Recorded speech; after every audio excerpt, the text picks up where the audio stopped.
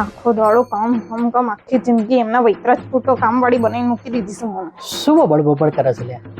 તમને કઈ મતલબ?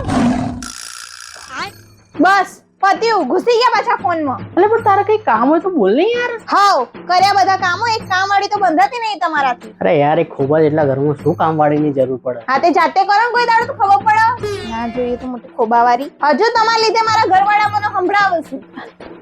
હવે એમાં મેં શું કર્યું? મારા મમ્મી એન્જિનિયર છોકરા જોડે મારા લગ્ન કરાવવાના હતા. 10 નોકર ચાકર, બંગલો, ગાડીઓ શું નતું એમની જોડે. એ તો મેં મારી મમ્મીને કીધું તું લગ્ન પછી અમે આનથી મોટો બંગલો બાંધીશું, 10 નોકર ચાકર રાખીશું, એવું કઈ નહીં થયું અહીંયા લગ્ન કરીને. કીધું કોને તને એટલા ગપ્પા મારવાની એમ?